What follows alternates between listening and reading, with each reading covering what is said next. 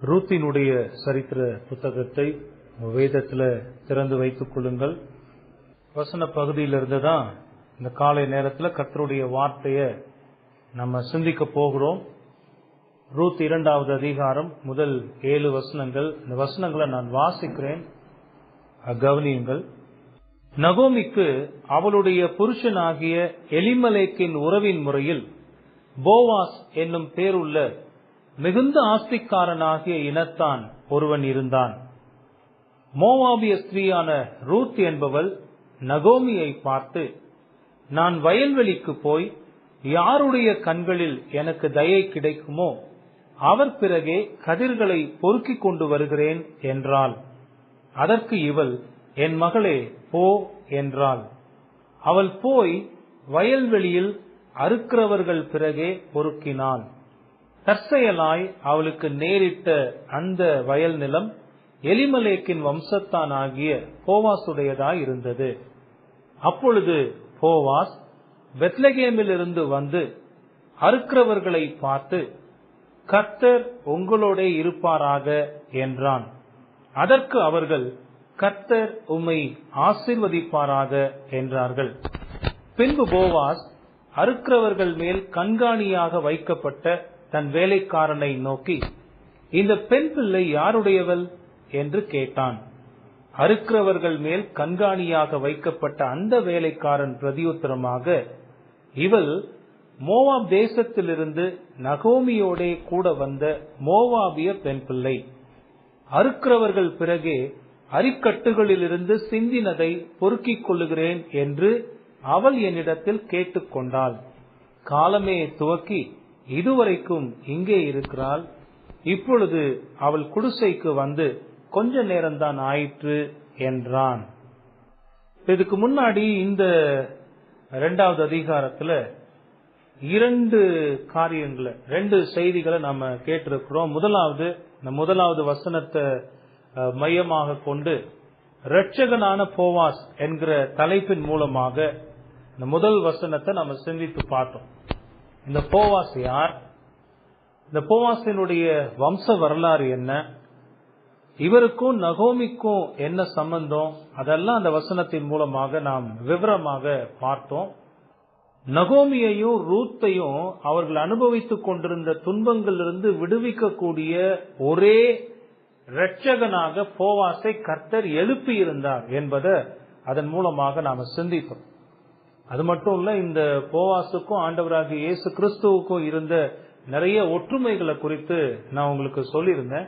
இனி போக போக இந்த போவாசுக்கும் ஆண்டவராகிய இயேசு கிறிஸ்துவுக்கும் இருந்த நிறைய ஒற்றுமைகளை நாம பார்க்க போகிறோம்.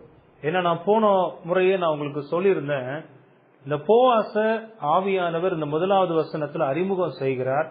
இனி நடக்க போகிற சம்பவங்கள் எல்லாம் இந்த மனிதனை மையமாக கொண்டே சுழல போகிறது என்று சொல்லியிருந்தேன். சோ அப்படி போவாசுடைய செயல்பாடுகள் எல்லாம் அருமையாக ஆண்டவராகிய இயேசு கிறிஸ்துவை பிரதிபலிக்கிறதாக இருந்ததையும் நாம பார்க்க போகிறோம். ஆக முதல்ல இந்த முதல் வசனத்தின் மூலமாக இரட்சகனான போவாஸ் என்கிற தலைப்புல நம்ம சிந்தித்து பார்த்தோம். 2வது, அங்க நடந்த சம்பவங்கள் எல்லாம் விவரமாக பார்க்கிறதுக்கு முன்பதாக 3வது வசனத்தில் இருக்கிற ஒரு வார்த்தை எடுத்து தற்செயலா தேவ செயலா என்கிற தலைப்பின் மூலமாக நாம் சிந்தித்து பார்த்தோம். ரூத் சென்று கதிர்களை பொறுக்கிய நிலம் தற்செயலாக அவளுக்கு கிடைத்ததா அல்லது தேவனுடைய பராமரிப்பின் செயலா என்பதை விவரமாக பார்த்தோம். அது தற்செயலாக நடக்கல, அது தேவனுடைய திட்டத்தின்படி.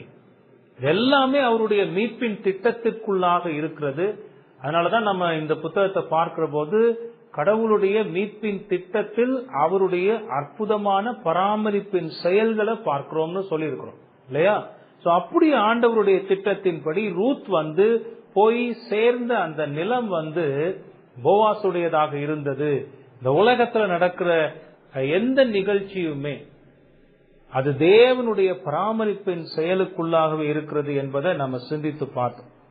இன்னைக்கு நாம வாசித்த அந்த 7 வசனங்கள்ல இருந்து மூன்றாவதாக ஒரு தலைப்பின் கீழாக நம்ம சிந்திக்க போகிறோம். 7 வசனங்களை இப்ப இதெல்லாம் பின்னணியத்துல வச்சு நீங்க யோசிச்சு பார்க்கணும். இப்ப முதல்ல போவாஸ் யார் என்பதை அறிமுகம் செய்து விட்டு, ரூத் போய் கதிர்களை பொறுக்க போன அந்த நிலம் போவாசுடையதாக இருந்தது. அப்ப அந்த போவாஸ் யாருன்னு நமக்கு தெரிஞ்சாதான் அடுத்து போவாச பத்தி ஆண்டவர் சொல்லுகிற காரியங்களை நம்ம புரிந்து கொள்ள முடியும். ஆகவே முதலாவது வசனத்தை அதை விளக்குன ஆண்டவர் அடுத்து நடந்த சம்பவங்கள் எல்லாம் அடுத்தடுத்த வசனங்களை எழுதி இருக்கிறார். அதை தான் இன்னைக்கு நம்ம பார்க்க போகிறோம். ஆக இன்னைக்கு நம்ம பார்க்க போற இந்த செய்தியினுடைய தலைப்பு கர்த்தரின் கருணையும் போவாசின் அக்கறையும். கர்த்தரின் கருணையும் போவாசின் அக்கறையும். இந்த 7 வசனங்கள்லயும் இப்ப கொஞ்ச நேரத்துக்கு முன்னாடி வாசித்த அந்த 7 வசனங்கள்லயும் கர்த்தருடைய கருணையை பற்றியும் போவாசினுடைய அக்கறையை பற்றியும் பரிசுத்த ஆவியானவர் அருமையாக அங்கு விளக்கி இருக்கிறத நம்மால பார்க்க முடிகிறது. இந்த தலைப்பு 3 குறிப்புகளின் கீழாக நாம் பார்க்க போகிறோம். முதலாவது, ரூத் வயல்வெளியில் சென்று கதிர்களை பொறுக்குவதற்கு என்ன காரணமாக இருந்தது, அதை முதல்ல பார்க்க போறோம். ரூத் செய்த அந்த செயலுக்கு காரணமாக இருந்தது என்ன, அதை முதல்ல பார்ப்போம். இரண்டாவது, மனிதர்கள் மீதான கர்த்தருடைய கருணையின் ஏற்பாடு. மனிதர்கள் மீதான கர்த்தருடைய கருணையின் ஏற்பாடு. ஆண்டவர் தன்னுடைய கருணைய தம்முடைய படைப்புகளாகிய மனிதர்கள் மீது எப்படி வெளிப்படுத்தி இருக்கிறார், அதை எப்படி ஏற்படுத்தி இருக்கிறார் என்பதை அந்த குறிப்பின் மூலமாக பார்க்க போகிறோம். மூன்றாவது, போவாஸ் தன் வேலையாட்கள் மீதும் எளியவர்கள் மீதும் கொண்டிருந்த அருமையான அக்கறையை குறித்து நம்ம பார்க்க போகிறோம். இந்த 3 குறிப்புகளை தான் நம்ம பார்க்க போகிறோம். இதை பார்க்கறதுக்கு முன்பதாகவே அந்த தலைப்பை நீங்க கவனிச்சு பார்த்தீங்கன்னா, கர்த்தரின் கருணையும் போவாசின் அக்கறையும். ஒரு விஷயத்தை சொல்லிட்டு நம்ம தொடர்ந்து படிக்க போகலாம். போவாஸ் ஒரு நல்ல மனிதனாக, கடவுளுக்கு பயந்த ஒரு மனிதனாக, தன்னுடைய வேலையாட்கள் மீதும் எளியவர்கள் மீதும் இவ்வளவு அக்கறையோடு நடந்து கொள்வதற்கு என்ன காரணம்னா கர்த்தருடைய கருணை தான் காரணம். இந்த கருணை என்று சொல்லுகிற போது பின்னாடி அந்த வசனங்கள் மூலமாக நம்ம பார்ப்போம். ஆண்டவர் தம்முடைய படைப்புகளான மனிதர்கள் மீது அவர் கொண்டிருந்த ஒரு பாரம், பாவத்தினால சீரழிந்து போன அந்த மனித சமுதாயத்துல அந்த பாவத்தின் துன்பங்களுக்கு மத்தியில மனிதர்களுக்கு ஆண்டவர் கொடுக்கிற அந்த விடுதலை, அவர்கள் மீது அக்கறையோடு, அவர்கள் மீது ஒரு பரிவோடு, அவர்களுடைய நன்மைக்காக ஆண்டவர் ஏற்படுத்தி இருக்கிற அந்த செயல்களை தான் அவருடைய கருணையின் செயல்கள்னு நம்ம பார்க்கிறோம். இப்ப போவாஸ் இவ்வளவு அக்கறையோடு நடந்து கொள்வதற்கு என்ன காரணம்னா அது கடவுளிடத்திலிருந்து வரக்கூடியதாக இருக்கிறது. ஆகவே கர்த்தரின் கருணையை பற்றியும் போவாசினுடைய அக்கறையான செயல்பாடுகளை பற்றியும் நாம பார்க்கலாம். அதுக்கு முன்னாடி நம்ம பார்க்க போகிறது முதலாவது குறிப்பாக ரூத் செய்த அந்த செயலுக்கு காரணமாக இருந்தது என்ன. அதாவது வயல் நிலங்களுக்கு சென்று அறுக்கிறவர்கள் சிந்தினதை பொறுக்கிக் கொள்ளுகிற அந்த செயலை ரூத் செய்வதற்கு என்ன காரணமாக இருந்தது, அதை முதல்ல பார்க்கலாம். அதற்கு நகோமி மற்றும் ரூத்தினுடைய தற்போதைய வாழ்க்கை சூழ்நிலையே காரணமாக இருக்கிறதுன்னு நம்ம பார்க்கிறோம். அந்த 2வது வசனத்தை பாருங்களேன். அங்க என்ன எழுதியிருக்கு, மோவாபிய ஸ்திரீயான ரூத் என்பவள் நகோமியை பார்த்து, நான் வயல்வெளிக்கு போய் யாருடைய கண்களில் எனக்கு தயை கிடைக்குமோ அவர் பிறகே கதிர்களை பொறுக்கிக் கொண்டு வருகிறேன் என்றாள். அதற்கு இவள், நகோமி, என் மகளே போ என்றாள். இந்த வசனம் நகோமியினுடைய தற்போதைய குடும்ப சூழ்நிலை என்னங்கிறத நமக்கு ரொம்ப விவரமாக விளக்குகிறத நம்ம பார்க்கிறோம். போன வாரமே நான் உங்களுக்கு சொல்லியிருந்தேன், நகோமி 10 வருஷத்துக்கு பிறகு இங்க பெத்லகேமுக்கு திரும்பி வருகிறாள். அப்படி வரும்போது தன்னுடைய மருமகளாகிய ரூத்தையும் அழைத்து கொண்டு வருகிறாள். 10 வருடத்துக்கு பிறகு வர்றதுனால அங்கு தங்குவதற்கான ஒரு இடத்தையும் அவங்க கொஞ்ச நாள் சாப்பிடுவதற்கான வசதிகளை எல்லாம் நகோமியினுடைய உறவினர்களும் நண்பர்களும் ஏற்படுத்தி கொடுத்திருக்கலாம். ஆனா அது ரொம்ப நாளைக்கு அப்படியே அவங்களால இருக்க முடியாது. அவங்க தங்களுடைய உறவினர்களுடைய வீட்டுல அல்லது நண்பர்களுடைய வீட்டுல தங்கி இருந்து தன்னுடைய வீட்டை எல்லாம் சரி செய்து இப்ப தங்குவதற்கான ஒரு இடத்தை அவங்க ஆயத்தம் பண்ணியிருக்கலாம். ஆனா அங்க பிரச்சனை என்னன்னா இப்ப உணவு இல்ல அவங்களுக்கு. உணவு எப்படி கிடைக்கும்? வேலைக்கு போகணும், சம்பாதிக்கணும், சம்பாதித்த பணத்தை கொண்டு உணவு பொருட்களை வாங்கி சாப்பிடணும். ஆனா இப்போ உடனடியாக அதை செய்வதற்கான சூழ்நிலை அங்கு இல்லாமல் இருக்கிறதை நாம் பார்க்கிறோம். நகோமி வயது சென்றவள், அவளால் வேறு எந்த வேலைக்கும் சென்று தன்னுடைய குடும்ப தேவைகளை சந்திக்கிறதுன்றது கஷ்டமான ஒரு சூழ்நிலை. வயதானவளாக இருக்கிறாள். அது மட்டும் இல்ல, அந்த வயதான ஒரு நிலையிலையும் கூட அங்க மோவாப் தேசத்திலிருந்து பெத்லகேம் வரைக்கும், நான் சொன்னேன் அது எவ்வளவு கடுமையான பயணம்னு, கிட்டத்தட்ட ஒரு வாரம் வரைக்கும் நடந்தே அவங்க வந்திருக்கணும். ரொம்ப கஷ்டம். வயது சென்ற நகோமியால இனி ஒரு இடத்துக்கு வேலைக்கு போய் சம்பாதித்து கொண்டு வந்து தன்னுடைய குடும்ப தேவைகளை சந்திக்கிறதுன்றது கூடாத காரியமாக இருந்திருக்கலாம். அந்த நேரத்துல ரூத் ஏதாவது செய்து தன்னுடைய குடும்பத்துக்கான உணவு தேவையை நிறைவு செய்ய வேண்டிய சூழ்நிலைக்கு தள்ளப்படுகிறாள். தனக்கும் தன்னுடைய மாமிக்கும் தேவையான உணவை சம்பாதிக்க கூடிய பொறுப்பு இப்ப யார் மேல வந்திருக்குன்னா ரூத் மேல வந்திருக்கு. நல்லா கவனிங்க. ரூத்தோடைய நல்ல குணங்களை இங்கதான் பார்க்கலாம். ரூத் மேல அந்த பொறுப்பு இருக்கு.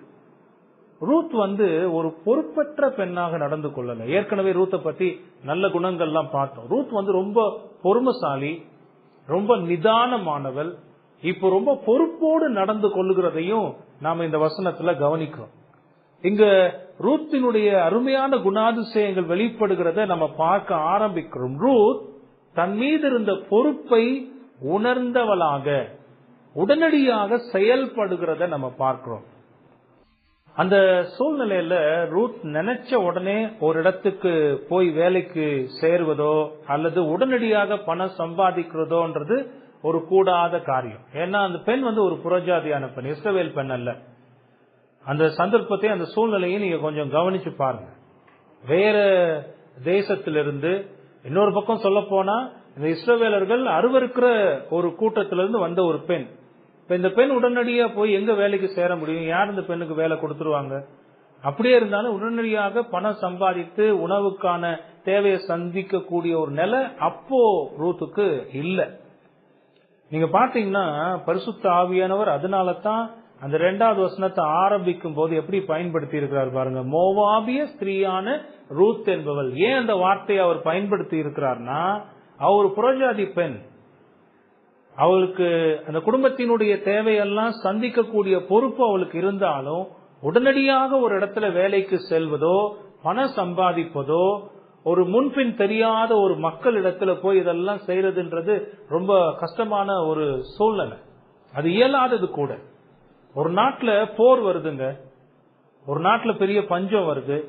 அப்ப அந்த நாட்டுல இருந்து உயிர் பிழைச்சா போதுன்னு தப்பி ஓடி இன்னொரு நாட்டுக்கு வர்றவங்க நீங்க யோசிச்சு பாருங்க. இப்ப நம்ம அண்டை நாட்டுல ஸ்ரீலங்கால கொஞ்சம் வருஷத்துக்கு முன்னாடி நிறைய யுத்தங்கள் எல்லாம் நடந்துகிட்டு இருந்துச்சு. அப்ப அங்க இருந்து அகதிகளாக இங்க நிறைய பேர் சேருவாங்க. அப்படி அகதிகளா வர்றவங்களுக்கு உடனடியா வேலை கிடைச்சிருமா? பல வருஷம் ஆகி இன்ன வரைக்குமே ஒழுங்கான வேலை கிடைக்காம கஷ்டப்படுறவங்க எல்லாம் இருக்கிறாங்க. ஏன்னா அங்கீகரிக்க மாட்டாங்க. உடனே அங்கீகரிச்சு நம்பி ஒரு வேலையை கொடுத்து பணம் எல்லாம் கொடுத்துட மாட்டாங்க. அப்ப யூசுவலா என்ன செய்வாங்கன்னா, அவங்க சேருகிற அந்த கவர்மெண்ட் அவங்களுக்கு பார்த்து ஒரு நிவாரண தொகை மாதிரி ஏதாவது கொடுத்து உதவி செய்வாங்க கொஞ்ச காலத்துக்கு. அதுக்கு பிறகு அவங்க என்ன செய்வாங்கன்னா, கொஞ்சம் கொஞ்சமா ஆட்களை பழகி கொண்டு அங்க இருக்கிற ஆட்களோடு போய் வேலைக்கு சேர்ந்து அப்படிதான் சம்பாதிக்க ஆரம்பிப்பாங்க. உங்களுக்கு புரியுதா நான் என்ன சொல்ல வர்றேன்னு? இது ஒரு ஆணும் கிடையாது, பெண். முன்பின் அறியாத ஒரு இடத்துக்கு வந்திருக்கிறா, முன்பின் அறியாத மக்கள், ரொம்ப இளம் பெண் வேற. அந்த சூழ்நிலை எல்லாம் எவ்வளவு கடினமா இருந்திருக்கும்னு யோசிச்சு பாருங்க. ஆனா இப்ப குடும்பத்தோட பொறுப்பு யார் மேல இருக்கு? ரூத் மேல இருக்கு. அதனாலதான் பரிசுத்த ஆவியானவர் மோவாபிய ஸ்திரீயான ரூத் என்பவள் என்று அங்க ரூத்தை குறிப்பிட்டிருக்கிறத பார்க்கிறோம். ஆகவே அவள் உணவுக்காக வேற ஏதாவது ஒரு வழிய அவள் சிந்தித்தே ஆகணும். அவள் அப்படிதான் சிந்திக்கிறா. அப்பதான் அவளுக்கு ஒரு எண்ணம் வருது, ஒரு சிந்தனை வருது. அத தன்னுடைய மாமியின் இடத்துல தெரியப்படுத்துகிறாள். அவளுடைய எண்ணத்தை கேட்டு ரூத்தினுடைய வார்த்தையின்படி செய்ய நகோமியும் சம்மதிக்கிறத இந்த 2வது வசனத்துல நம்ம பார்க்கிறோம். இங்க நீங்க ஒரு காரியத்தை ஒரு பயன்பாடா நம்ம பார்க்கலாம். அந்த குடும்பத்தினுடைய பொறுப்பு, அந்த குடும்ப தேவைகளை சந்திக்கக்கூடிய பொறுப்பு தன் மேல் இருக்கிறதுங்கிறத ஒரு பெண் பிள்ளையாகிய ரூத் உணர்ந்து இருக்கிறா பாருங்க. இன்னைக்கு எத்தனை பேர் இப்படி உணர்றாங்க? என்னுடைய குடும்பத்தினுடைய தேவைகளை நான் தான். ஆண்களுக்கே அந்த உணர்வு இருக்கிறது இல்ல, ஆண் பிள்ளைகளா இருக்கிறவர்களுக்கே அந்த உணர்வு இருக்கிறது இல்ல. ரொம்ப சோம்பேறியாக இருந்து எந்த ஒரு வேலையும் செய்யாம என் குடும்பத்தை நான் தானே பார்க்கணுங்கிற அக்கறை இல்லாம நடந்து கொண்டிருக்கிற ஒரு மோசமான சமுதாயத்தை தான் இப்ப பார்க்கணும். ஆனா ரூத் அப்படி இருக்கல. ரூத் அருமையாக அங்க யோசித்து பார்க்கிறா. இப்ப நான் என்ன செய்ய முடியும், என்னால என்ன செய்ய முடியும்? நாங்க 2 பேர் இருக்கிறோம், எங்க 2 பேருக்கும் உணவு தேவைப்படுது. இந்த உணவை சம்பாதிக்கிறதுக்கு நான் என்ன செய்யணும் யோசிச்சு அதை பத்தி தன்னுடைய மாமியாரோடு பேசுகிறாள். நீங்க இங்க பாத்தீங்கன்னா ரூத்தினுடைய அற்புதமான கீழ்ப்படிதலை இங்க பார்க்கிறோம்.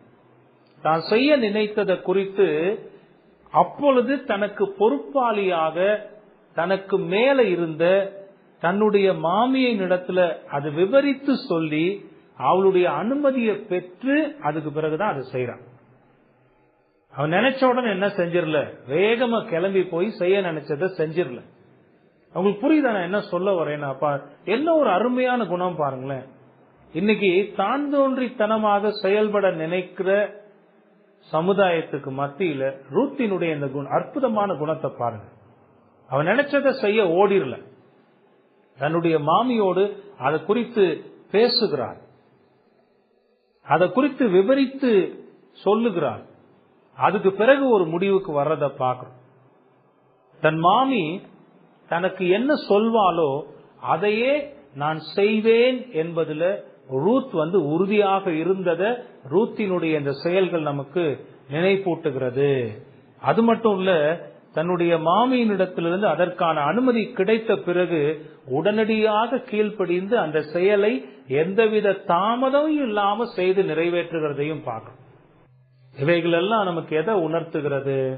ரூத் நகோமியின் மீது கொண்டிருந்த மதிப்பையும் மரியாதையையும், நகோமியினுடைய வார்த்தைகளுக்கு கீழ்ப்படிந்து நடக்க வேண்டும் என்கிற அந்த ஒரு பெரிய மனபாரத்தையும் ரூத் கொண்டிருந்ததை நம்மால பார்க்க முடிகிறது இல்லையா? அதை தான் இங்க அவ வெளிப்படுத்துகிறான்.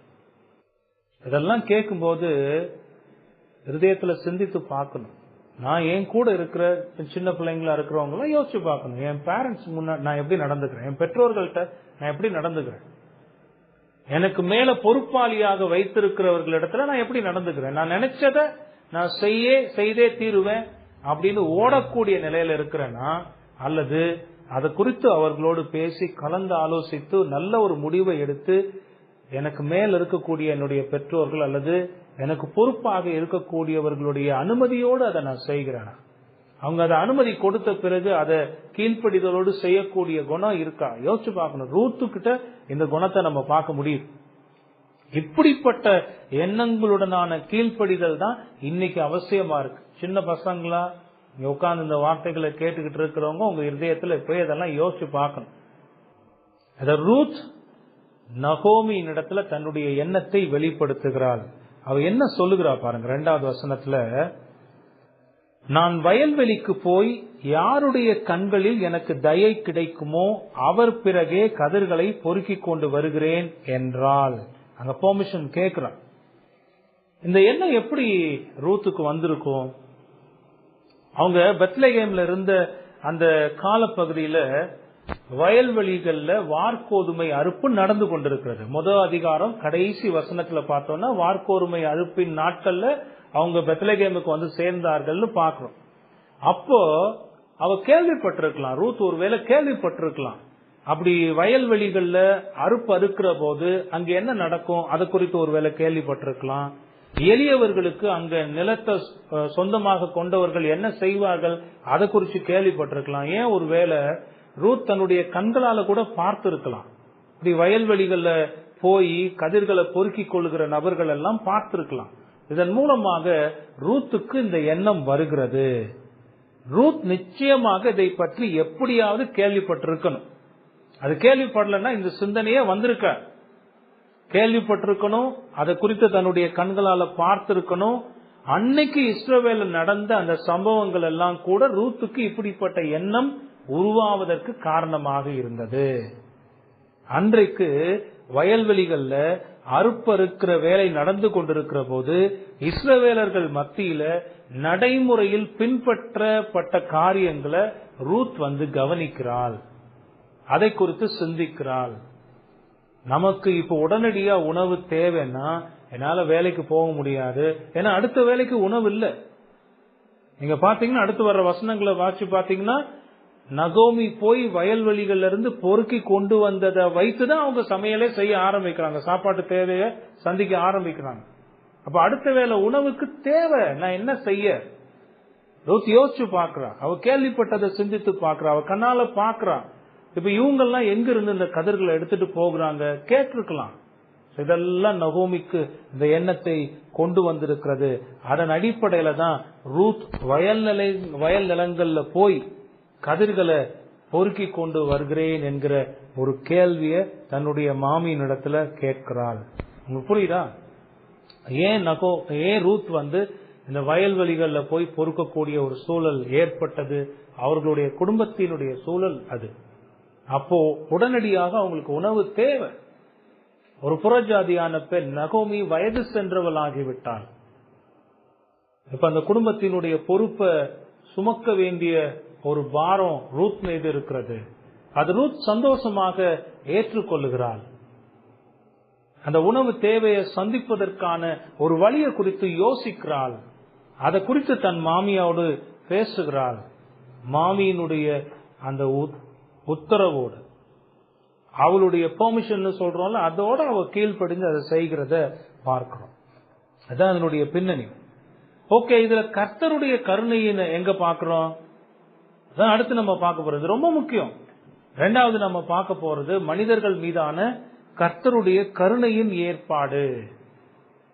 வயல் நிலங்களை கொண்டிருக்கிறவர்கள் அதில் அறுவடை செய்கிற போது எளியவர்களுக்கும் திக்கற்ற பிள்ளைகளுக்கும் விதவைகளுக்கும் உதவி செய்ய வேண்டும் என்று ஆண்டவர் அவர்களுக்கு கட்டளையிட்டிருக்கிறார். யாருக்கு கட்டளையிட்டிருக்கிறார்? இப்ப நான் ஒரு 10 ஏக்கருக்கு எஜமான்னு வச்சுக்கோன்னு தான் சொன்னேன். 10 ஏக்கருக்கு நான் எஜமான இருக்கிறேன்னா, என்னுடைய வயல்ல நெல் விளைந்து இருக்கிறது, அந்த நெல்லை அறுவடை செய்யறாங்க. அப்போ அறுவடை செய்கிற போது அந்த நிலங்களுக்கு சொந்தக்காரனாகிய நான் என்ன செய்யணும்னா, என்னுடைய வயல் நிலத்தை நோக்கி வருகிற எளியவர்களுக்கும் திக்கற்ற பிள்ளைகளுக்கும் விதவைகளுக்கும் உதவி செய்கிற விதத்துல நான் என்ன செய்யணுங்கிறத ஆண்டவர் கட்டளையிட்டு இருக்கிறார்.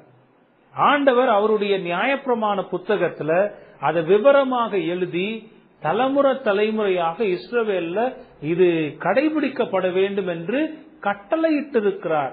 அது ஆண்டவர் ஆலோசனையா சொல்லல. நிலத்தின் எஜமான்களாக உரிமையாளர்களாக இருக்கிறவர்கள் இதை நிச்சயமாக செய்தே தீர வேண்டும் என்பது ஆண்டவருடைய கட்டளை. அங்கதான் அவருடைய கருணை வெளிப்படுகிறத நாம பார்க்கிறோம். யார் யாருக்காக உதவி செய்ய சொல்லி இருக்கிறாரு? 3 பேரை மறுபடியும் அந்த வேதம் நமக்கு சொல்லுகிறது. ஒன்னு, எளியவர்கள்.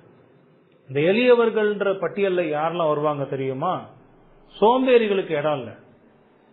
ஏன்னா வேதம் ஒருபோதும் சோம்பேறி சாப்பிடுறதுக்கு இடமே கொடுக்கல. சோம்பேறி குளிர்கிறது என்று என்ன செய்ய மாட்டான்? உளமாட்டான். அறுப்புல போய் என்ன கேட்டாலும் அவனுக்கு கிடைக்காது. நீதிமொழிகள் என்னப்பா பாக்குறோம்? கேட்டாலும் அவனுக்கு கிடைக்காது.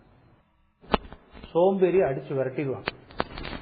ஒருத்தன் சோம்பேறியா சுத்தி திரியிறான்னா அப்போ இஸ்ரவேல்ல இருந்த அந்த எஜமான்களுக்கு நல்லா தெரியும், எவன் சோம்பேறியா சுத்தி திரியிறான், இப்படி வயல்ல இருக்கிறத பொறுக்கலான்னா அவனை பொறுக்க அனுமதிக்கவே மாட்டான். சோம்பேறிக்கு அங்க இடம் இல்ல. ஆண்டவர் எளியவர்கள் என்று சொல்லுகிற போது அந்த எளியவர்களுடைய பட்டியலில் யார் வருவான்னா, நகோமிய மாதிரி வயது சென்றவர்கள், இயலாதவர்கள், உடல் உழைப்பு கொடுத்து பொருட்களை சம்பாதிக்க முடியாதவர்கள், உடல் ஊனமுற்றவர்களா இருக்கலாம், ஆதரவற்றவர்களா இருக்கலாம். அவங்களுக்கு தான் பெர்மிஷன். இரண்டாவது, திக்கற்ற பிள்ளைகள். பெற்றோர்களை இழந்து ரொம்ப சின்ன பசங்களா ஆதரவில்லாம இருக்கிறவங்க. 3வது விதவைகள். அந்த விதவைகளும் எப்படிப்பட்ட விதவைகளா இருக்கணும்ன்றத புதிய ஏற்பாட்டில் நம்ம பாக்குறோம். இளம் விதவைகளா இருந்தா அவங்க என்ன செய்து கொள்ளணும்? திருமணம் செய்து கொள்ளணும். முதிர்ந்த விதவைகள், இப்ப நகோமி மாதிரி. இப்ப உண்மையிலேயே ஒரு பக்கம் ரூத் வராம நகோமி மட்டும் வந்திருந்தா நகோமி இதை தான் செய்திருப்பா. அவ முதிர்ந்த விதவை. ஆண்டவர் இந்த 3 கூட்ட மக்களுக்கு மட்டும்தான் உதவி செய்ய கட்டளையிட்டு இருக்கிறார் தன்னுடைய நியாய பிரமாணத்துல. சில வசனங்களை வாசிக்கிறேன் பாருங்க. லேவியர் ஆகமத்தினுடைய புத்தகம் 19வது அதிகாரம் 9வது வசனம். லேவியர் ஆகமம் 19வது அதிகாரம் 9-10 வசனங்கள்ல பார்க்கலாம்.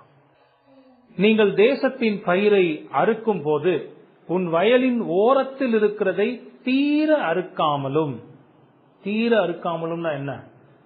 ஒரு மணியை விட மாட்டேனே, சுத்தமா தொடச்சு எடுக்கிறதுன்னு சொல்லுவோம்ல, அது மாதிரி ஓரத்தில் இருக்கிறதெல்லாம் கவனமா பார்த்து ஒரு மணி விட்டுறாம அறுக்கிறாரு.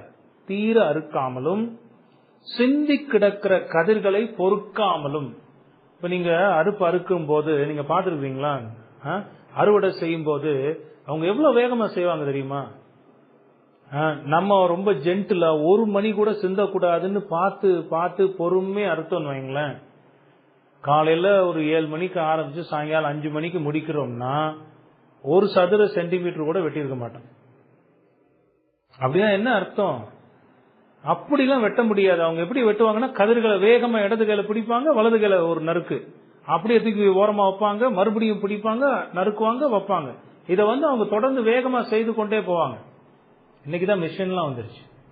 ஆனா அன்னைக்கு மிஷின் இல்ல, அன்னைக்கு கைகள்ல தான் அறுத்தாகணும். அப்படி அறுக்கும் போது அந்த மணிகள் கீழே விழும் பாத்தீங்களா? அது நெல்லா இருக்கலாம், கோதுமையா இருக்கலாம், சோளமா இருக்கலாம், கம்பா இருக்கலாம், கேப்பையா இருக்கலாம், கேழ்வரகா இருக்கலாம். கீழே சிந்துறத என்ன செஞ்சிடாத, பொறிக்கிறாரு. ஆண்டவர் தான் சொல்றாரு, தீர அறுத்துறாத. 1. 2வது வயல்ல சிந்தி கிடக்கிறத கதிர்களை பொறுக்கிறாத. 10வது வசனத்துல பாருங்க. உன் திராட்சை தோட்டத்திலே பின் அறுப்பை அறுக்காமலும் அதிலே சிந்தி கிடக்கிற பழங்களை பொறுக்காமலும் அவைகளை எளியவனுக்கும் பரதேசிக்கும் விட்டு விடுவாயாக. நான் உங்கள் தேவனாகிய கர்த்தர். நீ அதை விட்டு, உன் நிலத்துல எவ்வளவு விளைஞ்சிருக்குப்பா, அந்த விளைச்சல் எல்லாம் உனக்குரியது, நீ அதை அனுபவிச்சுக்கோ. ஆனா அந்த நிலத்துல சிந்தி இருக்கிறத நீ பிறக்காத. அது யாருக்காக நான் விட்டுருக்கிறேன். அங்கதான் கர்த்தருடைய கருணையை பார்க்கிறோம். அவருடைய படைப்பினுடைய பராமரிப்பு செயலை பாருங்க. ஆண்டவர் அருமையா அதை கட்டளையிட்டு இருக்கிறார். லேவியராகமம் 23வது அதிகாரம், லேவியராகமம் 23:22. உங்கள் தேசத்தின் வெள்ளாண்மையை நீங்கள் அறுக்கையில், வெள்ளாண்மைனா விளைந்திருக்கிறது, வயல்லாம் விளைஞ்சு அறுவடை செய்ய போகிற போது அறுக்கையில் வயலின் ஓரத்தில் இருக்கிறதை முற்றிலும் அறுக்காமல். அங்க தீர வெட்டாமல் பார்த்தோம்ல, அங்க 9வது வசனத்துல என்ன பார்த்தோம்? தீர அறுக்காமல்.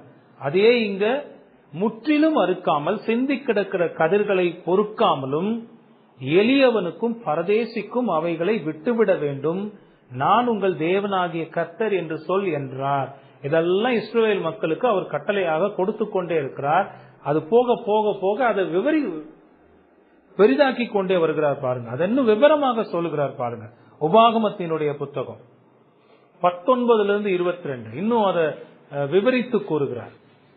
உபாகமம் 24வது அதிகாரம் 19-22 வசனங்கள்ல, நீ உன் பயிரை அறுக்கையில் உன் வயலிலே ஒரு அரிக்கட்டை மறதியாக வைத்தாயானால், அறுத்தாச்சு, 99 கட்டுன்னு கட்டியாச்சு, 98 கட்டை வண்டியில ஏத்தியாச்சு, மாட்டு வண்டி கிளம்பிருச்சு, வீட்டை நோக்கி பாய்தரம் வந்தாச்சு. திடீர்னு ஒரு யோசனை எண்ணி பார்த்தா 98 தான் இருக்கு, ஒரு கட்டை காணும். அந்த கட்டு எங்க இருக்கு? வயல்லையே வச்சுட்டு வந்தாச்சு. நீ அப்படி மறதியா வைந்தாயானால் அதை எடுத்து வரும்படி திரும்பி போக வேண்டாம். உன் தேவனாகிய கர்த்தர் உன் கை பிரயாசத்தில் எல்லாம் உன்னை ஆசீர்வதிக்கும்படி அதை பரதேசிக்கும் திக்கற்ற பிள்ளைக்கும் விதவைக்கும் விட்டு விடுவாயாக. அதை போய் மறுபடியும் எடுத்துட்டு வந்துடாதப்பா, அதை விட்டு வயல்ல அறுப்பு அறுக்கிற நேரமே இந்த மாதிரி எளியவர்கள் எல்லாம் எப்படா அறுப்பு அறுத்து முடியும், ஏதாவது இருக்குமா நம்ம பெருக்கிக்கலாமா அப்படின்னு சொல்லி காத்திருப்பாங்க. இப்ப நீ ஒரு கட்டை வச்சுட்டு வந்துட்ட, அப்ப அவங்களுக்கு தெரியும் இத விட்டுட்டு போயிட்டாங்கன்னா அதை என்ன செய்வாங்கன்னா அதை எடுத்து தங்களுக்குள்ள அதை பங்கிட்டுக் கொள்வார்கள். நீ போய் எடுத்துக்கிறாத, உனக்கு எவ்வளவு மூட்டை கொடுத்துட்டேன், 98 மூட்டை கொடுத்துட்டேன்னா இல்லையா, ஒரு மூட்டையை எளியவனுக்கு விட்டு. எவ்வளவு அருமையான ஆண்டவர் பாருங்க, எவ்வளவு அருமையான ஆண்டவர். 20வது வசனத்துல பாருங்க, நீ உன் ஒலிவ மரத்தை உதிர்த்து விட்ட பின்பு கொம்பிலே தப்பி இருக்கிறதை பறிக்கும்படி திரும்பி போக வேண்டாம், அதை பரதேசிக்கும் திக்கற்ற பிள்ளைக்கும் விதவைக்கும் விட்டு விடுவாயாக. சரிங்களா? ஒரு தோட்டம் வாங்கியிருக்கிறோம், நெல்லிக்காய் தோட்டமா இருக்கலாம், அது ஒரு கொய்யாமர தோட்டமா இருக்கலாம். நெல்லிக்கானே வச்சுக்கோமே, அதுதான் உழுக்குனா எல்லாம் கீழே விழும். அப்படி உலுக்கி எல்லாம் வந்துருச்சு, கீழே விழுந்துருச்சு, மேல கொஞ்சம் இருக்கு, விட்டுட்டு வந்துருன்றார் ஆண்டவர். ஏன்? பின்னாடி வர்றோம், அதை பார்த்து எடுத்துட்டு போறோம். நம்ம அதை எப்படி விடுறது, அந்த கொப்புல அவ்வளவு இருக்கு, நீளமா ஒரு கொப்பை பிடிச்சி ஆட்டி அதை போற. ஆண்டவர் அதை செய்யாதன்னு சொல்ற. அதை விட்டுரு. யாருக்கு விட்டுரு? திக்கற்ற பிள்ளைகளுக்கு, எளியவர்களுக்கு, பரதேசிக்கு விட்டு. பரதேசினா யாருப்பா? பரதேசினா யாரு? பரதேசின்னு வந்துட்டா கோவம் பொத்துக்கிட்டு வந்துரு, என்னைய பார்த்து பரதேசின்ட்டா. இந்த பரதேசின்னா யாரு? ஒரு ஊர்ல இருந்து இன்னொரு ஊருக்கு போறோம். ஐயா, கொய்யா மரத்துல பறிச்சுட்டு ஒரு 4 கொய்யா விட்டேன்னா போறவன் என்ன செய்வான்? பார்த்து பசியார அந்த கொய்யா மரத்தை கொய்யா பழத்தை பறிச்சு சாப்பிட்டு அவன் போறான். அந்த 4 கொய்யா மரத்துல என்ன ஆக போகுது? உனக்கு எவ்வளவு பழம் வண்டி நிறைய வந்திருக்கா இல்லையா? அதான் ஆண்டவர் சொல்றார். உலுக்கி உதுத்த பிறகு கடைசி வரைக்கும் என்ன செஞ்சிடாத, மரத்தை உலுக்கிறாத, அதை விட்டு. பரதேசி, திக்கற்ற பிள்ளை, விதவைகளுக்கு விட்டு. 21வது வசனத்துல பாருங்க, நீ உன் திராட்சை பழங்களை அறுத்த பின்பு மறுபடியும் அதை அறுக்க திரும்பி போக வேண்டாம், அதை பரதேசிக்கும் திக்கற்ற பிள்ளைக்கும் விதவைக்கும் விட்டு விடுவாயாக. சில நேரங்கள்ல சில கொத்துகள், சின்ன சின்ன கொத்துகள் அந்த இலைகளுக்குள்ள மறைஞ்சிரும். அறுக்காம வந்துட்டு மேல இருந்து பார்த்தவொன்னே தெரியும், அப்ப அந்த அங்கனுக்குள்ள கொஞ்சம் வெட்டாம விட்டமே, இறங்கி போய் வெட்டிட்டு வந்துருவான்னு போயிடாத, அதை விட்டு. அதை விட்டு மறுபடியும் திரும்பி போய் வெட்டாதன்னு ஆண்டவர் சொல்றார். இதெல்லாம் சொல்லிட்டு அவர் என்ன சொல்றாரு பாருங்க, 22வது வசனத்துல, நீ எகிப்திலே அடிமையா இருந்ததை நினைப்பாயாக, ஆகையால் இப்படி செய்யும்படி நான் உனக்கு கட்டளையிட்டிருக்கிறேன், கட்டளையிடுகிறேன். இது என்னுடைய கட்டளை. நீ அடிமையா இருந்தியா? எவ்வளவு துன்பத்தை அனுபவிச்ச, எவ்வளவு கஷ்டத்தை அனுபவிச்ச. அங்க உனக்கு ஒரு இடம் சொந்தமா இருந்துச்சா? இல்லையே. அவன் என்ன கொடுக்கறானோ அதை சாப்பிட்டுட்டு தானே நீ வாழ்ந்துகிட்டு இருந்த. உன்னை என்ன கஷ்டப்படுத்தினா, நீ எவ்வளவு துன்பப்பட்ட. இந்த பாலும் தேனும் ஓடுகிற தேசத்தை இந்த இஸ்ரவேல் ஜனங்கள் சுதந்திரிக்கிற போது அந்த தேசத்தை அவர்கள் கட்டவில்லை. Ready to occupy. அந்த வார்த்தையினுடைய அர்த்தம் உங்களுக்கு புரியுதா? ஏற்கனவே கானானியர், ஏத்தியர், எபூசியர் இப்படிப்பட்டவெல்லாம் அங்க இருந்து அந்த நிலத்தை பண்படுத்தி விளைய வச்சு வீடு கட்டி வசிக்கிறதுக்கு எல்லாம் செஞ்சுட்டான். இவன் போய் அவனை விரட்டி விட்டுட்டு அங்க உட்காந்துட்டு அதை தின்னுகிட்டு இருக்கான். ஆண்டவர் சொல்றது புரியுதா? நீ எகிப்திலே அடிமையா இருந்ததை மறந்துடாத, ஆகையால் நான் இதை உனக்கு கட்டளையிடுகிறேன். தேசத்தில் இருக்கிற பரதேசிகளும் திக்கற்ற பிள்ளைகளும் விதவைகளும் தங்களுடைய உணவு தேவைகளை சந்தித்துக் கொள்வதற்காக ஆண்டவர் தன்னுடைய இரக்கத்தை, தன்னுடைய கருணையை வெளிப்படுத்தி இந்த வழிமுறைகளை ஏற்படுத்தி இருக்கிறத நாம பார்க்கிறோம். இதெல்லாம் நியாயப்பிரமாண புத்தகத்துல எழுதியிருக்கிறது. ஆண்டவர் இஸ்ரவேலர்களுக்கு அது கட்டளையாக கொடுத்திருக்கிறார். அதை ஒருபோதும் அவர்கள் மீறாதபடிக்கு அவர்களுடைய நித்திய கட்டளையாக ஆண்டவர் அதை கொடுத்திருக்கிறார்.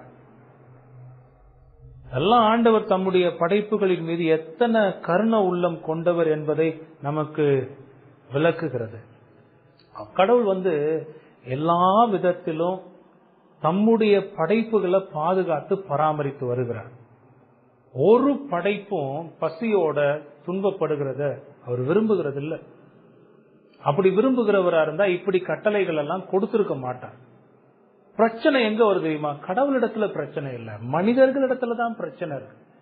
அவர்களுடைய பாவத்தினாலதான் எல்லா துன்பங்களையும் அவன் அனுபவித்துக் கொண்டிருக்கிறான். ஆண்டவரை பொறுத்த வரைக்கும் அவர் அவருடைய படைப்புகள் எல்லாவற்றின் மீதும் அக்கறையுள்ள தேவனாக, கருணை உள்ளத்தோடு அவர்களுக்கு இறங்கி உதவி செய்கிறவராக இருக்கிறார். அவர் தான் அருமையாக இந்த ஏற்பாட்டையும் செய்திருக்கிறார். பாருங்க எவ்வளோ நல்ல ஒரு செயல். ரூத் இதெல்லாம் கேள்விப்பட்டுதான், ஏதோ ஒரு விதத்துல ரூத் இதை கேள்விப்பட்டிருக்கிறார். இதை குறித்த ஒரு அறிவு ரூத்துக்கு வந்திருக்கு. அவர் தன்னுடைய மாமியோடு பேசி அவளுடைய சம்மதத்தோடு கதிர்களை பொறுக்கிக் கொள்ள வயல்வெளிக்கு போகிறாள். அப்படி அவ போய் சேர்ந்த வயல் யாருடையதாக இருந்தது? அது போவாசுடையதாக இருந்தது. அத 3வது வசனத்துல நம்ம ஏற்கனவே விவரமாக பார்த்துட்டோம். ஆகவே அடுத்த குறிப்புக்குள்ள போகலாம். இது வரைக்கும் 2 குறிப்பை பார்த்திருக்கிறோம். நகோமியினுடைய குடும்பத்தோட தற்போதைய சூழ்நிலை, ஏன் கதிர்களை பொறுக்கிக் கொள்ளக்கூடிய ஒரு நிலைக்கு ரூத் போனா, அவருடைய செயல்பாட்டுக்கு என்ன காரணம், அதை பார்க்கணும். 2வது, இந்த செயல்கள் எல்லாம் ஏற்படுத்தி வைத்திருந்தவர் கர்த்தர், அவருடைய கருணையின் வெளிப்பாடாக அது இருந்ததுன்னு பார்த்தோம். 3வது, போவாசினுடைய அக்கறை. போவாசினுடைய அக்கறை 4வது வசனத்திலிருந்து 7வது வசனம் வரைக்கும் வாசிக்கிறேன் பாருங்க. அப்பொழுது போவாஸ் பெத்லகேமில் இருந்து வந்து அறுக்கிறவர்களை பார்த்து, கர்த்தர் உங்களோடே இருப்பாராக என்றான். அதற்கு அவர்கள், கர்த்தர் உம்மை ஆசீர்வதிப்பாராக என்றார்கள். பின்பு போவாஸ் அறுக்கிறவர்கள் மேல் கண்காணியாக வைக்கப்பட்ட தன் வேலைக்காரனை நோக்கி, இந்த பெண் பிள்ளை யாருடையவள் என்று கேட்டான். அறுக்கிறவர்கள் மேல் கண்காணியாக வைக்கப்பட்ட அந்த வேலைக்காரன் பிரதியுத்தரமாக, இவள் மோவாப் தேசத்திலிருந்து நகோமியோட கூட வந்த மோவாபிய பெண் பிள்ளை. அறுக்கிறவர்கள் பிறகே அரிக்கட்டுகளில் இருந்து சிந்தினதை பொறுக்கிக் கொள்ளுகிறேன் என்று அவள் என்னிடத்தில் கேட்டுக்கொண்டாள். காலமே துவக்கி இதுவரைக்கும் இங்கே இருக்கிறாள். இப்பொழுது அவள் குடிசைக்கு வந்து கொஞ்ச நேரம் தான் ஆயிற்று என்றான். பாருங்க, இது ரொம்ப அருமையான ஒரு இன்சிடென்ட்டுங்க. இந்த புத்தகமே கடவுளுடைய அற்புதமான பராமரிப்பின் செயல்பாடுன்னு அடிக்கடி நான் சொல்லிட்டே வர்றேன்னு. அவருடைய மீட்பின் திட்டத்துல அவர் எப்படி செயல்பட்டு இருக்கிறார்னு. மோவாப்ல இருந்து ரூத்த பெத்லகேமுக்கு கொண்டு வந்தவரும் அவர் தான். ரூத்த வயல் நிலங்களுக்கு அழைத்து போனவரும் அவர் தான். சரியாக போவாசுடைய நிலத்துக்கு போகும்படி ஏற்பாடுகளை செய்திருந்தவரும் ஆண்டவர் தான். ரூத் வந்து நிலத்துக்கு வந்தாச்சு. ரூத்தை பாக்குறதுக்கு போவாசையும் கூட்டிட்டு வர்றாரு பாருங்க. பெத்லகேம்ல இருந்து போவாசும் அங்க வர்றத நம்ம பார்க்கணும். அப்படி வந்து போவாஸ் தன்னுடைய வேலை ஆட்களை சந்திக்கிற போது அந்த போவாசுக்கும் வேலை ஆட்களுக்கும் நடந்த அந்த உரையாடலை பாருங்க. அவங்க ஒருவருக்கு ஒருவர் என்ன பேசிக் கொண்டார்கள்னு பாருங்க. போவாஸ் தன் வேலையாட்கள் மீது, எளியவர்கள் மீது எப்படிப்பட்ட அக்கறை கொண்டவனாக இருந்திருக்கிறான் என்பதை அந்த வார்த்தைகள் நமக்கு சொல்லுகிறது. நீங்க எல்லாம் யோசிச்சு பாருங்க. நாம சிந்தித்துக் கொண்டிருக்கிற இந்த சம்பவங்கள் எல்லாம் எப்ப நடந்து கொண்டிருக்கிறது? நியாயாதிபதிகளின் காலத்துல நடந்து கொண்டிருக்கிறது. அந்த நியாயாதிபதிகளின் காலத்துல மக்கள் கடவுளுடனான உறவுல எப்படிப்பட்டவர்களாக இருந்தார்கள்னு ஏற்கனவே நம்ம பார்த்திருக்கோம். இஸ்ரவேல் மக்களுக்கும் கடவுளுக்கும் ஒரு முரண்பட்ட ஒரு உறவு. அவனவன் தன் தன் பார்வைக்கு சரிபோனபடி செய்து கொண்டிருந்த ஒரு காலப்பகுதி அது. கர்த்தருக்கும் கர்த்தருடைய வார்த்தைகளுக்கும் இஸ்ரவேல் மக்கள் மதிப்பு கொடுக்காம அவனவன் தன் தன் பார்வைக்கு நலமானதை செய்து கொண்டு நானே ராஜா நானே மந்திரின்னு வாழ்ந்து கொண்டிருந்த காலம்.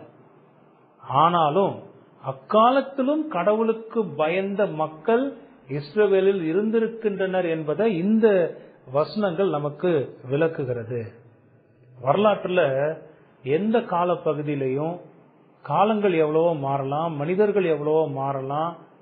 கடவுளுடைய மக்களாக இருந்த இந்த இஸ்ரவேலர்கள் கடவுளுடைய வார்த்தைகள் எல்லாம் கூட விட்டு எப்படியோ மாறி செயல்கள் எல்லாம் செய்திருக்கலாம். ஆனாலும் எல்லா காலத்திலையும் கடவுளுக்கு விசுவாசமா வாழ்ந்த மக்கள் இருந்திருக்கிறாங்க. அப்படிப்பட்ட மக்களை தான் இங்க பாக்குறோம். போவாச பாக்குறோம். போவாசுக்கு கீழே வேலை பார்த்த வேலைக்காரர்களை பாக்குறோம். உங்களுக்கு ஞாபகம் இருக்கா? 1 ராஜாக்களின் புத்தகம் 19வது அதிகாரத்துல எலியாவோட ஆண்டவர் பேசுவார், ஞாபகம் இருக்கா? அந்த பாகால் தீர்க்க தரிசிகள் எல்லாம் கொன்ன பிறகு அங்க அப்ப தேசமே எப்படி இருந்துச்சுன்னா, ஆகாப் தான் அரசன், எசபேல் அரசி. இஸ்ரவேலின் தேவனை விட்டு இஸ்ரவேல் மக்களை வழிவிலக செய்யக்கூடிய அத்தனை வேலைகளையும் ஆகாப் ரொம்ப அருமையா செய்திருந்தான். பெரும்பான்மையான மக்கள் யாரை பின்பற்றி இருந்தாங்கன்னா பாகால. அங்க கடவுளுக்கும் இஸ்ரவேலின் தேவனுக்கும் அவருடைய வார்த்தைகளுக்கும் மதிப்பில்லாம இருந்த ஒரு காலப்பகுதி. 18வது அதிகாரத்துல அங்க எலியா எந்திரிச்சு இவரே தேவன் என்பதை அற்புதமாக வெளிப்படுத்தி, 19வது அதிகாரத்துல அங்க பயந்து ஓடிக்கிட்டு இருக்கிற நேரத்துல ஆண்டவர் எலியாவோடு பேசுகிற போது ஒரு வார்த்தை சொல்லுவார், நீ போ, பாகாலுக்கு முடங்காத கால்களை உடைய 7000 பேரை நான் அங்கு மீதியாக வைத்திருக்கிறேன். யோசிச்சு பாருங்க, 7000 பேர், ஒருத்தர் 2 பேர்ல 7000 பேரை நான் மீதியாக வைத்திருக்கிறேன் அங்க ஆண்டவர் எலியாவை பார்த்து சொல்லுவார். அப்ப தேசமே பாகாலுக்கு ஆராதனை செய்து பாகாலுடைய வழிகளின்படி தங்களுக்கு எடுத்துக் கொண்டிருந்த போதும், அவ்வளவு மோசமான காலகட்டத்திலேயே அங்க 7000 மக்கள் அங்க உண்மையான விசுவாசிகளாக கர்த்தரை ஆராதித்து வந்திருக்கிறார்கள். இப்படி வரலாற்றின் எந்த காலப்பகுதியில பார்த்தாலும் கர்த்தருடைய மக்கள் அவருக்கு விசுவாசமாகவே வாழ்ந்திருக்கிறத நம்ம பார்க்கிறோம். நாம சிந்தித்துக் கொண்டிருக்கிற இந்த கடுமையான ஒரு சூழ்நிலையிலையும் கூட, நியாயாதிபதிகளினுடைய அந்த காலத்திலையும் கூட அங்கு ஆண்டவருக்கு விசுவாசமான மக்கள் இருந்திருக்கிறார்கள். இஸ்ரவேலின் தேவனாகிய கர்த்தரை கொண்டு போவாஸ் அவர்களை வாழ்த்துகிறான். அந்த வாழ்த்துதல்களை பெற்றுக்கொண்ட வேலைக்காரர்கள் இஸ்ரவேலின் தேவனுடைய நாமத்தை கொண்டு தன்னுடைய எஜமான ஆசீர்வதிக்கிறத நீங்க பார்க்கிறோம். போவாஸ் பெத்லகேம்ல இருந்து வயல் நிலங்கள் உள்ள இடத்திற்கு வந்து நடந்து கொண்டிருக்கிற அறுப்பை பத்தி எல்லாம் விசாரிக்கிற போது அந்த வேலைக்காரர்களை பார்த்து சொன்ன முதல் வார்த்தை கர்த்தருடைய நாமத்தை கொண்டு அவர்களை வாழ்த்துகிறத பார்க்கிறோம். பதிலுக்கு அவங்களுடைய ஆசீர்வாதம், கர்த்தர் உம்மை ஆசீர்வதிப்பாராக. எவ்வளவு அருமையான ஒரு கான்வர்சேஷன் இது. இவர்கள் கர்த்தருக்கு பயந்திருந்த ஜனம் என்பதை வெளிப்படுத்துவதாக இருக்கிறது. அது மட்டும் இல்ல, போவாஸ் தன்னுடைய வேலையாட்களை சந்திக்கிற போது அவர்களிடத்துல எவ்வளோ அன்பாக, மென்மையாக, அக்கறையோடு நடந்து கொள்ளுகிறாங்கிறதையும் இந்த வசனம் நமக்கு விளக்குகிறதாக இருக்கிறது. கடுமையாக உழைத்து கொண்டிருக்கிற தன்னுடைய வேலைக்காரர்களை பார்த்து கர்த்தர் உங்களோடு இருப்பாராக என்று சொல்லி அவர்களை வாழ்த்துகிறத பார்க்கணும்.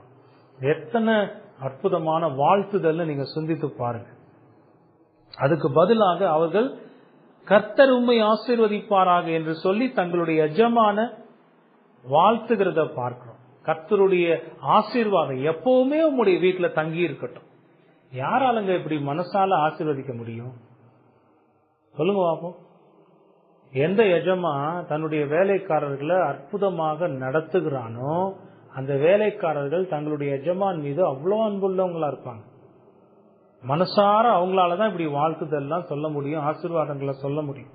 அப்ப போவாஸ் தன்னுடைய வேலைக்காரர்களை எவ்வளோ அருமையா, அன்போட, அக்கறையோட விசாரித்து நடத்தி இருக்கிறாங்கிறதையும் இங்க பார்க்கணும்.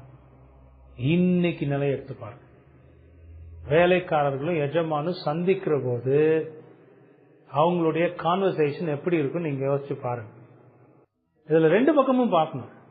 போவாஸ் வேலை நடக்கிறத பார்க்கும்போது அந்த வேலை எல்லாம் அருமையா நடந்துகிட்டு இருக்கு, அதையும் போவாஸ் பார்க்கிறார்.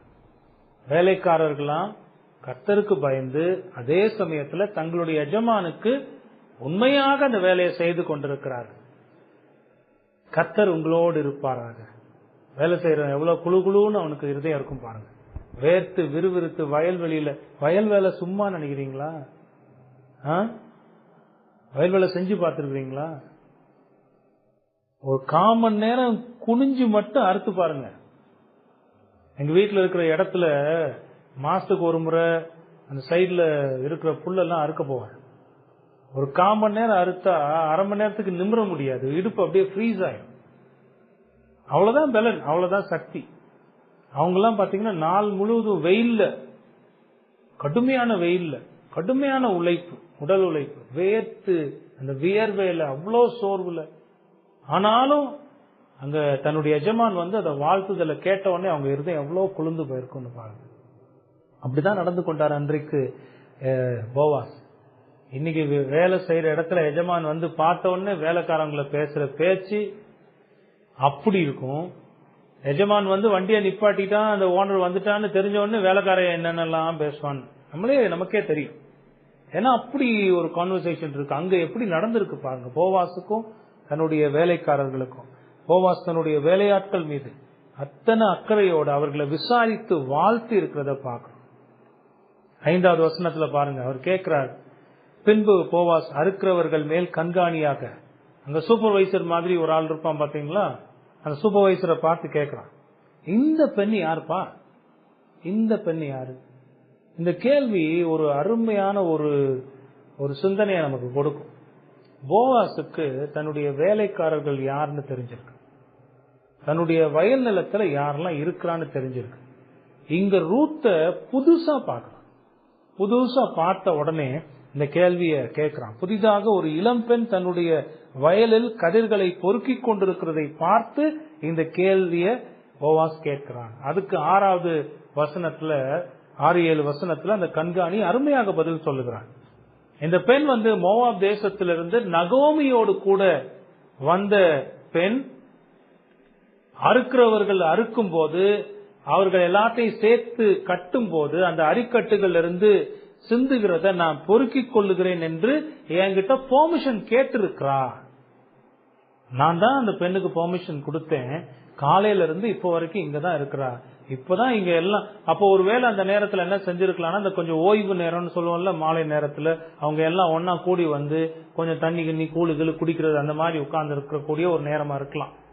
இப்பதான் அவ குடிசைக்கு வந்திருக்கிறான். அவங்க எல்லாம் சேர்ந்து கொஞ்சம் இளைப்பாருகிற ஒரு இடம்.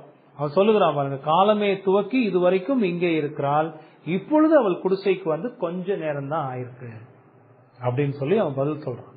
ரூத் யார், அவள் எங்கிருந்து வந்திருக்கிறா, யாரோடு வந்திருக்கிறா, தன்னிடத்தில் என்ன கேட்டுக்கொண்டா, இத பத்தி எல்லாம் அந்த சூப்பர்வைசர் இருக்கான் பாருங்க, ரொம்ப தெளிவா அடுத்த கேள்வி கேட்க முடியாத அளவுக்கு கேட்ட கேள்விக்கு அழகான பதில கொடுத்து, இந்த பெண் பிள்ளை யார்?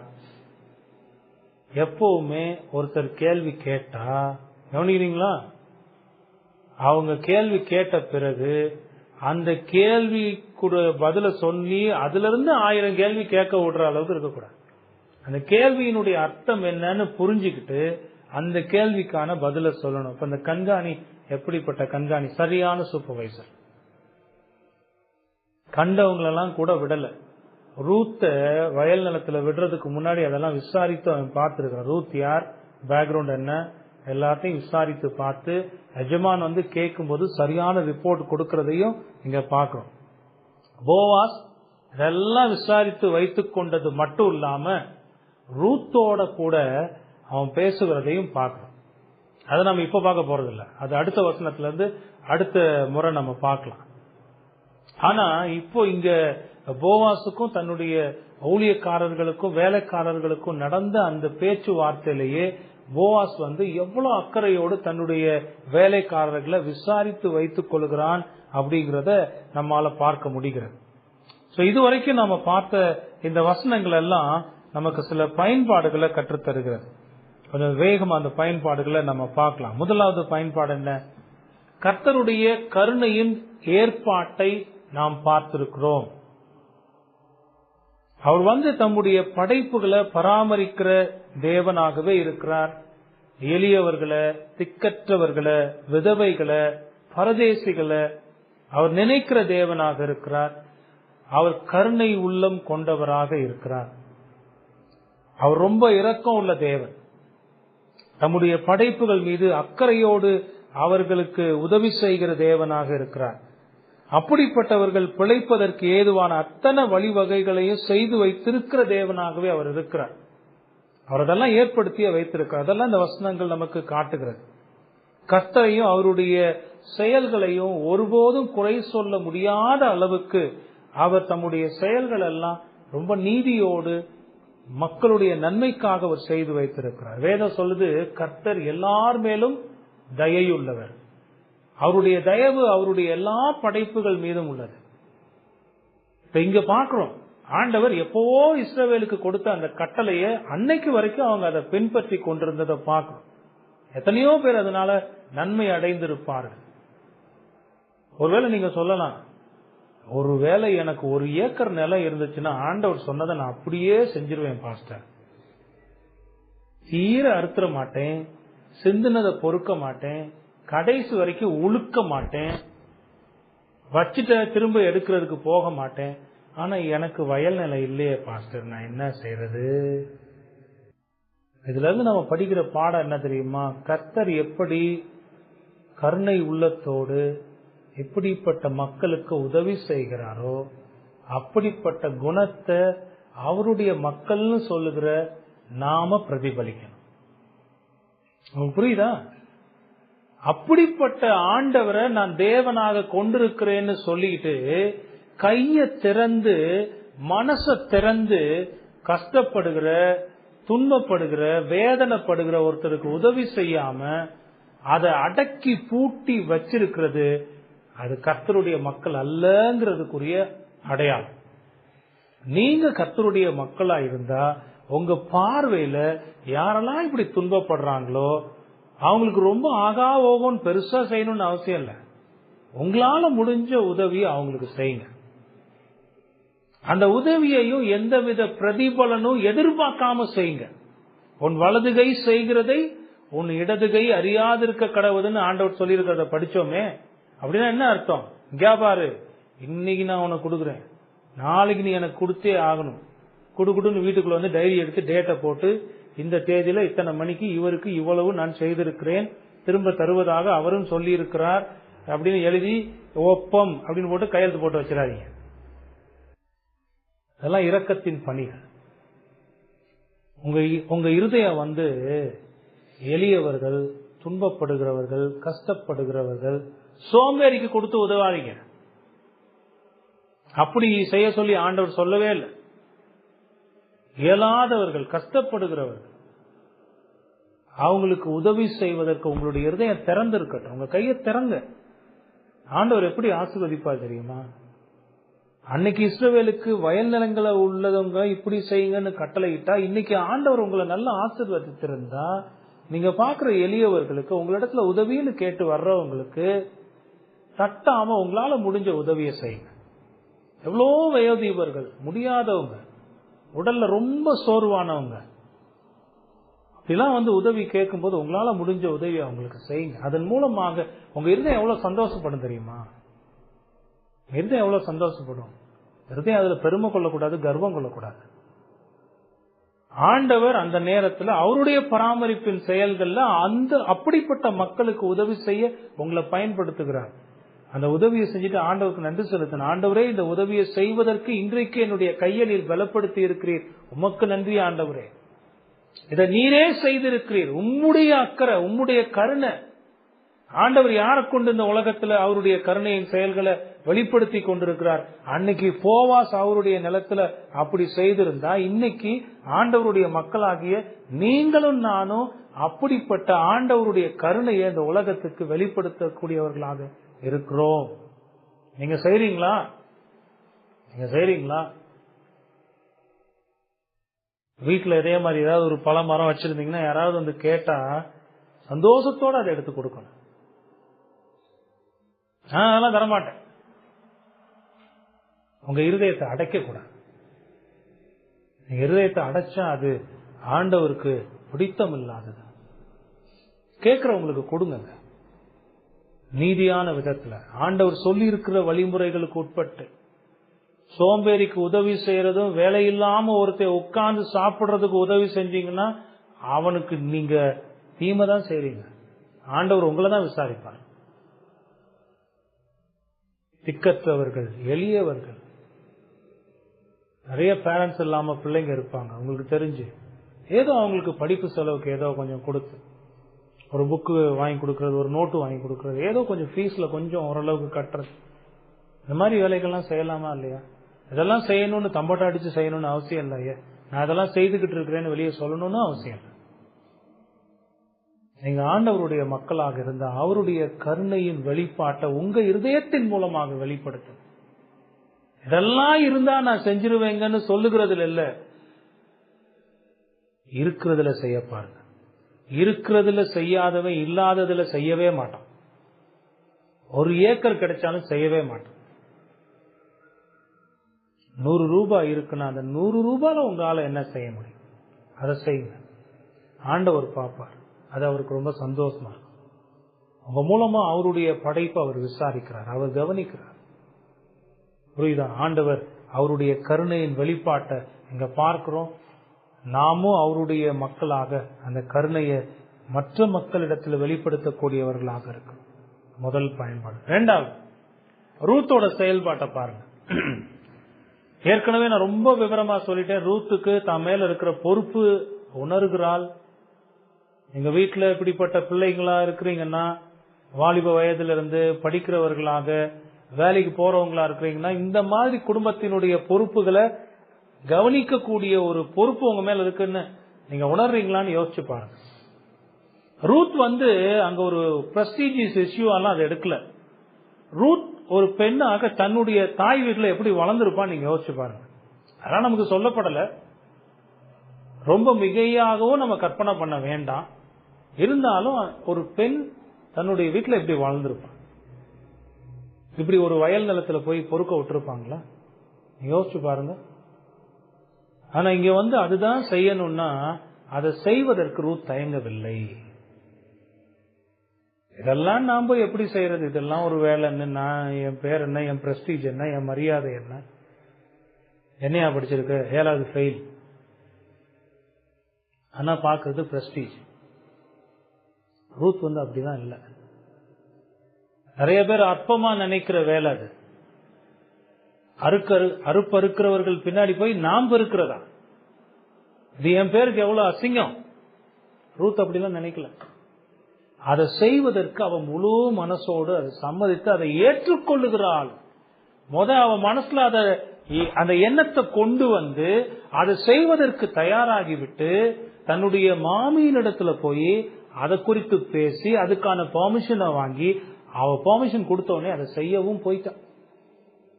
செஞ்சிட்டு இருக்கா. அந்த 7வது வசனத்துல நம்ம பாக்குறோமா இல்லையா? கதிர் பொறுக்கிட்டு இப்பதான் உட்கார்ந்து இருக்கிறான். காலையில இருந்து உட்கார்ந்து இருக்கிறா பாருங்க. இது எவ்வளவு பெரிய ஒரு அருமையான பாடம் இல்ல? தன்னுடைய மாமிக்கு வயது சென்று விட்டது.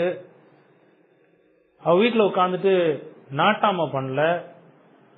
உன்னை நம்பிதானே வந்தேன், போ எனக்கு சாப்பிடுறதுக்கு கொண்டு வான்னு சொல்லி வார்த்தைகள்ல வதைக்கல, துன்பப்படுத்தல. அவ பாக்குறா, தன்னுடைய மாமியினுடைய நிலைய பாக்குறா. உங்க வயதானவங்களை நிச்சயமா நான் தான் போகணும்னு அந்த பொறுப்பை தன் மீது அவ எடுத்துக்கிறா. பாருங்க, ஒரு இளம் பெண் கடவுள் அறியாத ஒரு புறதெய்வ வழிபாடு கொண்டு அங்கிருந்து வளர்ந்து வந்த ஒரு பெண் எத்தனை பொறுப்பா நடந்துக்கிறான்னு யோசிச்சு பாருங்க. உங்களுக்கு இந்த பொறுப்புலாம் இருக்காங்க வீட்டுல? உங்க வீட்டுல பிள்ளைங்களா நீங்க இப்படிப்பட்ட பொறுப்போட நடந்துக்கிறீங்களா? நீங்க செய்ய போகிறத உங்க பெற்றோர்கள் கிட்ட சொல்லி இதெல்லாம் இப்படி செய்யலாம் நான் யோசிச்சிருக்கிறேன், நீங்க என்ன சொல்றீங்க? ஏன்னா வயதிலும் அனுபவத்திலும் முதிர்ந்தவர்கள் பெற்றோர்கள். இதை செய்யலாமா செய்யக்கூடாதா, இதை செஞ்சா என்ன நல்லது, செய்யாம இருந்தா என்ன நல்லது, இதை செஞ்சுட்டா என்னென்ன ஆபத்துகள்லாம் வரும், இதை குறிச்செல்லாம் அவங்க நிறைய அறிஞ்சு வச்சிருப்பாங்க. ஆனா இன்னைக்கு சமுதாயத்துல பிரச்சனை என்ன தெரியுமா? யாரையும் மதிக்க கூடாது, எல்லாம் எனக்கு தெரியும், ஒருத்தரும் ஒண்ணு எனக்கு சொல்ல தேவையில்லை, நானே எல்லாத்தையும் செஞ்சுக்கிறேன், எனக்கு யாருடைய உதவியும் தேவையில்லை, யாருடைய ஆலோசனைகளும் எனக்கு தேவையில்லை, யாரும் என் வாழ்க்கையில தலையிடுறத நான் விரும்பல, என்னுடைய வழியை நானே பார்த்துக்கிறேன், எனக்கு ஆலோசனை கொடுக்கிற விதத்துல ஒருத்தருக்கும் தகுதி கிடையாது. இதெல்லாம் தான் இன்னைக்கு சமுதாயத்துல நம்ம பார்க்கக்கூடிய எண்ணங்கள். வளர்ந்து வருகிற பிள்ளைகள் இப்படிப்பட்ட எண்ணங்களோட தான் வளர்றாங்க. வாலிப பிள்ளைகள் இப்படிப்பட்ட எண்ணங்களோட தான் இருக்கிறாங்க.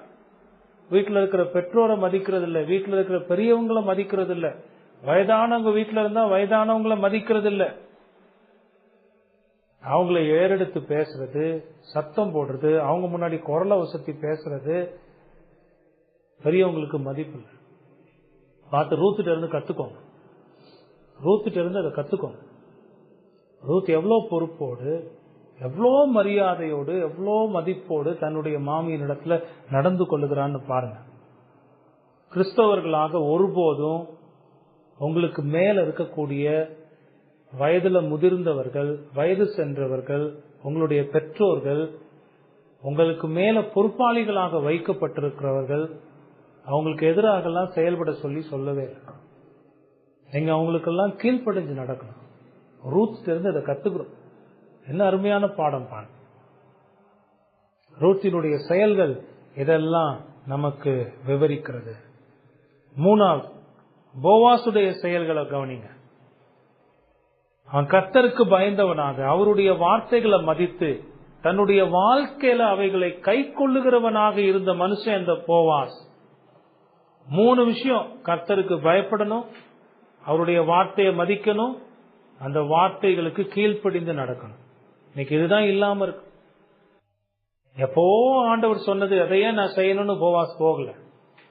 என்னுடைய இருதயத்துல கர்த்தரை பற்றும் பயத்தோடு அவருடைய வார்த்தைகளை மதித்து, தேவன் தம்முடைய நியாயப்பிரமாண புத்தகத்தில் இதை எழுதி வைத்திருக்கிறார், அது உயர்வானது, தேவனுடைய வார்த்தையை மதிப்பது தேவனை மதிப்பது.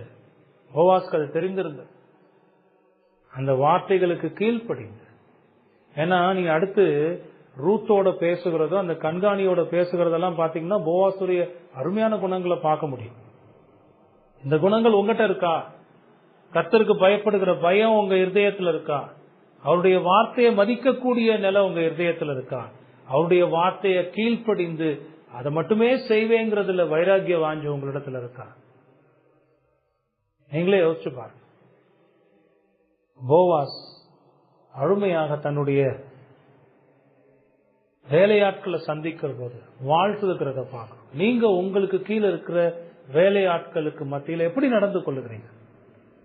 நீங்க அதிகாரிகளாக, உயர் அதிகாரிகளாக, மேலதிகாரிகளாக ஒரு இடத்துல இருந்தீங்கன்னா, வேலை செஞ்சீங்கன்னா, உங்களுக்கு கீழே இருக்கிற வேலையாட்களை நீங்க எப்படி நடத்துறீங்க? உங்களுடைய அதிகாரத்தை அங்க துஷ்பிரயோகம் பண்றீங்களா? அவங்கள அடக்கி ஆளணும்னு நினைக்கிறீங்களா? நீங்க கிறிஸ்தவர்களாக ஆண்டவருடைய அன்பு அங்கு வெளிப்படுகிற விதத்துல நடந்து கொள்கிறீர்கள். நீங்க யோசிச்சு பாருங்க. ஒரு புறஜாதியான மனிதனாக அவன் இருந்த போதிலும் கூட என்னுடைய மேலதிகாரி ஒரு கிறிஸ்தவர். அவருடைய வார்த்தையும் அவருடைய செயல்களும் எவ்வளோ சரியா இருக்கும் தெரியுமா? அவர் நல்லவர். அப்படிப்பட்ட வார்த்தை உங்க கீழே வேலை பார்க்கிறவங்க கிட்ட இருந்து வருதா? கர்த்தர் உம்மை ஆசீர்வதிப்பாராக. இந்த வேலையாட்கள் சொன்ன வார்த்தை. உம்முடைய வீடு ஆசீர்வாதமாக இருக்கட்டும். ஏன்னா நீர் ஆசீர்வாதமாக இருந்தா உமக்கு கீழே இருக்கிற இந்த ஜனங்கள் எல்லாம் ஆசீர்வதிக்கப்பட்டவர்கள். நீர் எவ்வளவு அக்கறையோடு பார்த்து கொள்ளுகிறீர், அவர்களுடைய தேவைகள் எல்லாம் சந்திக்கிறீர். கர்த்தர் உம்மை ஆசீர்வதிப்பாராக. எவ்வளவு உளப்பூர்வமாக அவர்கள் வாழ்த்துகிறார். நீங்க எப்படி இருக்கீங்கன்றத நீங்க சிந்தித்து பாருங்க. இந்த சம்பவங்கள்ல வருகிற ஒவ்வொரு கதாபாத்திரங்களும், அவர்களுடைய வாழ்க்கை நடந்த நிகழ்ச்சிகளும், இதெல்லாம் ஏதோ ஒரு ரூத்தின் கதையை கேட்டோம், வரலாற்றுல இப்படிலாம் நடந்திருக்கு, ஒரு குடும்பம் எப்படி எல்லாம் கஷ்டப்பட்டு இருக்கு, அதுக்கு மத்தியில் அந்த குடும்பத்தை ஒரு மனிதன் எத்தனை அருமையாக காப்பாற்றுவதற்காக வந்திருக்கிறான் பாருங்க போவாஸ் அப்படின்னு சொல்லிட்டு ஒரு கதையை படிக்கிற மாதிரி படிச்சுட்டு போறதுக்காக ஆண்டவர் இதை எழுதி வைக்கல. ஆண்டவர் இதை எழுதி கொடுத்திருக்கிறதினுடைய நோக்கம் என்னன்னா, இப்ப பார்த்த அந்த பயன்பாடுகள் எல்லாம் உங்க இருதயத்திலிருந்து உங்க வாழ்க்கை சூழ்நிலைகள்ல தேவையான நேரங்கள்ல ரூத்த போல நடக்கணும், தேவையான நேரங்கள்ல போவாச போல நடக்கணும், தேவையான நேரங்கள்ல கர்த்தருடைய இரக்கத்தின் கருணையின் குணத்தை வெளிப்படுத்தக்கூடியவர்களாக இருக்கும். புரியுதா உங்களுக்கு? ஆண்டவர் அதனாலதான் இவைகள் எல்லாம் எழுதி கொடுத்திருக்கிறார்.